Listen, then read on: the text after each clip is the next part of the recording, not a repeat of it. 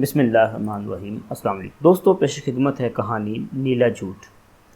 وہ ایک تاریک اور حبس زدہ رات، میں اس وقت حسین آباد کے قبرستان میں خیردین کے ساتھ موجود تھا۔ خیردین اس قبرستان کا گورگن تھا اور میں اس کی ایک خوف زدہ فرمائش پر وہاں پہنچا تھا۔ رات آدھی سے زیادہ گزر چکی تھی۔ چاروں طرف گہری تاریکی اور خاموشی تھی، جس میں وقفے وقفے سے حشرات الارض کی مخصوص آوازیں بھی سننے کو مل رہی تھیں۔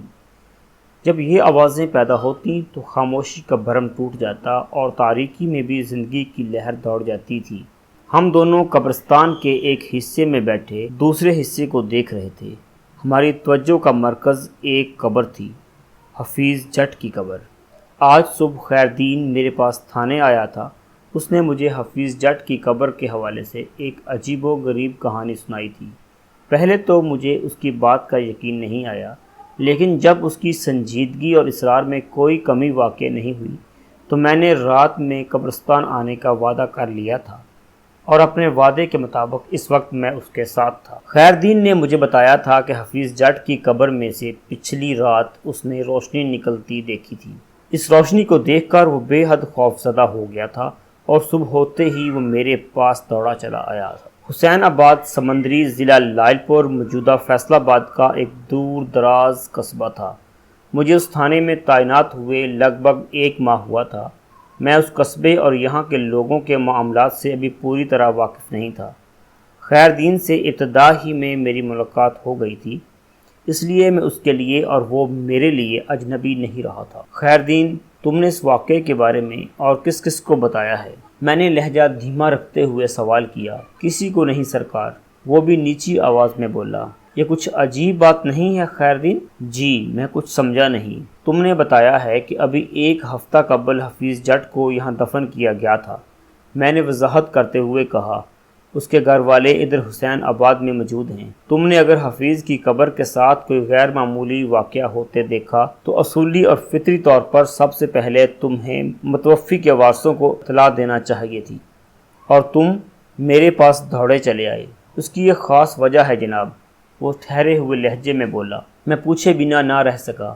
کیسی وجہ خیردین؟ یہ واقعہ دیکھتے ہی میرے ذہن میں زمان صاحب کی نصیحت تازہ ہو گئی تھی۔ وہ بدستور سنجیدہ لہجے میں بولا۔ زمان صاحب کون؟ بے ساختہ میری زبان سے نکلا۔ میں زمان خان صاحب کی بات کر رہا ہوں جناب، اس نے کہا، جو آپ سے پہلے اس تھانے کے انچارج ہوا کرتے تھے۔ اوہ، تو تم ان کی بات کر رہے ہو؟ میں نے چونکتے ہوئے لہجے میں پھر پوچھا۔ خان صاحب نے تمہیں کون سی نصیحت کی تھی؟ ہمارے درمیان سوال و جواب پر مبنی یہ گفتگو بھی جاری تھی، اور میں نے اس دوران ایک لمحے کے لیے بھی حفیظ جٹ کی قبر سے نگاہ نہیں ہٹائی تھی۔ خیردین نے میرے سوال کے جواب میں بتایا، یہ کوئی 2-2.5 سال پہلے کی بات ہے سرکار۔ اسی قبرستان میں ایک انوکھا واقعہ پیش آیا تھا۔ اس وقت میری بیوی جیواں بھی زندہ تھی، اور وہ شیطانی کھیل سب سے پہلے اسی نے دیکھا تھا۔ شیطانی کھیل؟ میں نے اس کی بات پوری ہونے سے پہلے ہی پوچھ لیا۔ جی، شیطانی کھیل، وہ اسبات میں گردن ہلاتے ہوئے بولا۔ ایک رات وہ کسی کام سے اٹھ کر کمرے سے باہر نکلی تو اس نے 3-4 افراد کو ایک قبر کی کھدائی کرتے ہوئے دیکھا۔ اس نے آ کر مجھے بتایا۔ جب تک میں جیواں کے ساتھ جائے وقوع پر پہنچا وہ لوگ غائب ہو چکے تھے۔ کھلی ہوئی قبر اس بات کا ثبوت تھی کہ میری بیوی نے کوئی خواب دیکھا تھا اور نہ ہی کسی غلط بیانی سے کام لیا تھا۔ میں نے واقع واردات پر پہنچنے میں دیر کر دی تھی۔ دراصل وہ سانس ہموار کرنے کے لیے متوقف ہوا، پھر اپنی بات مکمل کرتے ہوئے بولا۔ دراصل پہلے تو مجھے جیواں کی بات کا یقین ہی نہیں آیا تھا۔ میں نے سوالات میں اچھا خاصا وقت برباد کر دیا تھا، اور عین ممکن ہے ان لوگوں نے بھی جیواں کو دیکھ لیا ہو، لہٰذا وہ قبرستان سے نکل گئے ہوں۔ بہرحال اللہ کا شکر کہ قبر کے اندر مردہ سلامت موجود تھا۔ اب میں آپ کو اس غلطی کے بارے میں بتاتا ہوں جس کا تھوڑی دیر پہلے ذکر کیا تھا۔ وہ ایک بار پھر متوقف ہوا اور گھور کا تاریکی میں دیکھنے لگا۔ انداز ایسا ہی تھا جیسے وہ اندھیرے کی سیاہ چادر میں کھوج نکالنے کی کوشش کر رہا ہو۔ چند لمحات کی خاموشی کے بعد وہ دوبارہ مجھ سے مخاطب ہوتے ہوئے بولا۔ تھانے دار صاحب، میں نے صبح ہوتے ہی ان لوگوں کو اطلاع دی جن کے کسی رشتہ دار کی قبر رات کو اجنبی افراد نے کھود ڈالی تھی۔ دیکھتے ہی دیکھتے یہ خبر پورے حسین آباد میں پھیل گئی۔ بلکہ اگلے 2 دن میں آس پاس کے علاقوں میں بھی اس کی دھوم پھیل چکی تھی۔ جب یہاں کے تھانہ انچارج زمان صاحب کو اس واقعے کے بارے میں پتہ چلا تو انہوں نے مجھے تھانے بلا کر خوب ڈانٹا ڈپٹا۔ اس ڈانٹ ڈپٹ کا سبب کیا تھا وہ ذرا دیر کے لیے تھما تو میں نے پوچھ لیا۔ زمان خان صاحب سابق تھانہ انچارج کو میں اچھی طرح جانتا تھا۔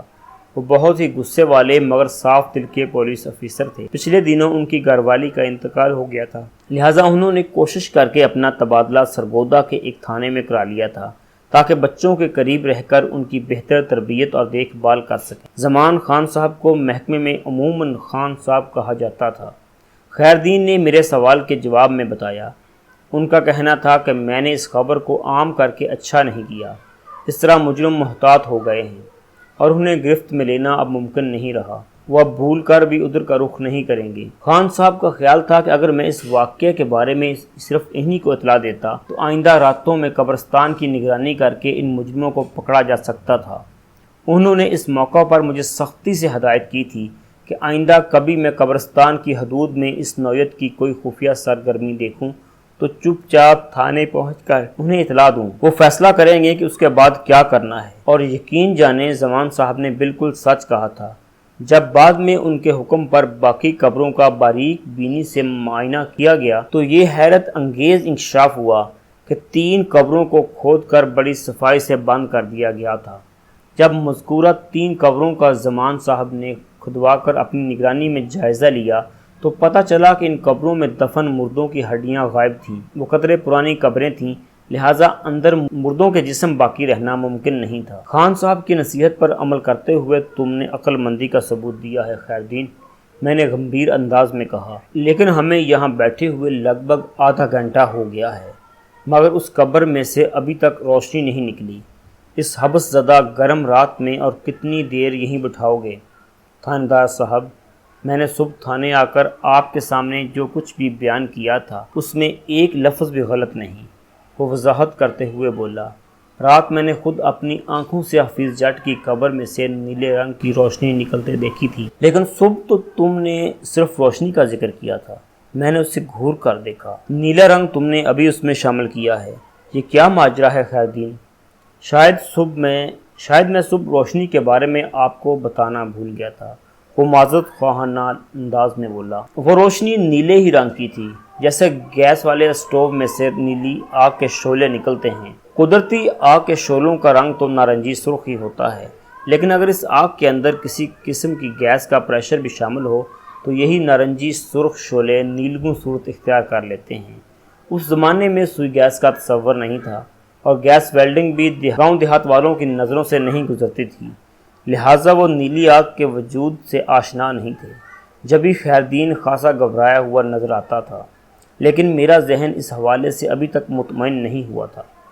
میں خیردین کے ساتھ قبرستان کے اندر نیلی روشنی کے نظارے کے لیے گھات لگائے تو بیٹھا تھا، مگر میرا دماغ خاصا الجھا ہوا تھا، اور اپنی اس الجھن کی سلجھن کے لیے میں نے خیردین سے پوچھ لیا، تمہاری گھر والی کے انتقال کو کتنا عرصہ ہوا ہے؟ یہی کو 1.5-2 سال، اس نے جواب دیا۔ جیما نے اپنی موت سے کچھ 6-8 ماہ پہلے ہی وہ قبر کی کھدائی والا واقعہ دیکھا تھا۔ کیا جیما کی قبر بھی اسی قبرستان میں ہے؟ جی، اس نے اسبات میں گردن ہلائی اور ایک طرف اشارہ کرتے ہوئے بولا، وہ ادھر تیسری قبر جیما کی ہے۔ کیا تم جیما کے انتقال کے بعد اس قبرستان میں اکیلے ہی رہ رہے ہو؟ میں نے سنجیدگی سے استفسار کیا۔ جی ہاں۔ وہ میری سنجیدگی پر چونک اٹھا، پھر پوچھا، آپ نے مجھ سے یہ سوال کیوں کیا ہے تھانے دار صاحب؟ میں نے اس کے استفسار پر توجہ نہیں دی اور پوچھا، کیا پہلے بھی تمہیں اس قسم کے غیر معمولی منظر نظر آتے رہے ہیں؟ میرا مطلب ہے جیما کے انتقال کے بعد سے اب تک کہیں آپ یہ تو نہیں سمجھ رہے کہ اس قبرستان میں اکیلے رہتے ہوئے میں کسی ذہنی یا نفسیاتی مرض میں مبتلا ہو گیا ہوں؟